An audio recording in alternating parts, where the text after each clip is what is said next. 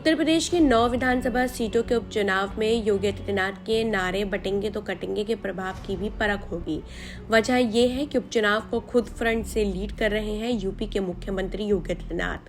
वहीं उनके इस नारे को विपक्ष की जातीय गोलाबंदी के काट के तौर पर भी देखा जा रहा है।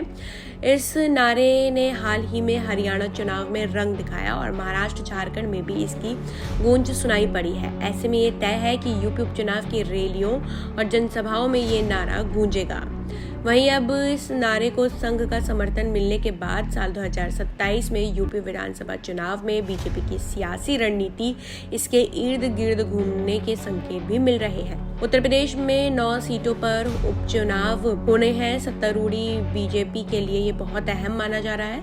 हालांकि लोकसभा चुनाव में प्रदर्शन से उत्साहित विपक्ष, खासतौर पर समाजवादी पार्टी, प्रदेश में न सिर्फ मुखर है बल्कि उसे इसी प्रदर्शन को बनाए रखने की उम्मीद है।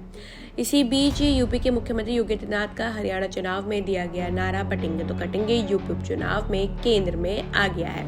वजह यह है कि विपक्ष जातियों पर फोकस कर रहा है और एनकाउंटर से लेकर यूपी पुलिस में मौत तक को जातियों खांचे में बांटकर योगी आदित्यनाथ को घेरने की भी पूरी कोशिश की जा रही है। ऐसे में जातियों को एकजुटता का संदेश देने के लिए पार्टी ने योगी के इस एग्रेसिव नारे बटेंगे तो कटेंगे को उपचुनाव केंद्र में लाने का फैसला कर लिया है। दरअसल हरियाणा चुनाव के बीचों बीच यूपी के मुख्यमंत्री ने जिस तरह ये नारा देकर जातियों को एकजुट करने की कोशिश की, उसका नतीजा भाजपा के लिए सुखद रहा। इसी चुनाव में संघ की सक्रियता को भी जीत का एक बड़ा फैक्टर माना जा रहा है, जबकि लोकसभा चुनाव में संघ की जमीन पर सक्रियता कम होने का परिणाम साफ तौर पर दिखा है। अब भाजपा के लिए बहुत अहम यूपी विधानसभा उपचुनाव में सारी जिम्मेदारी योगी आदित्यनाथ के सर पर होगी।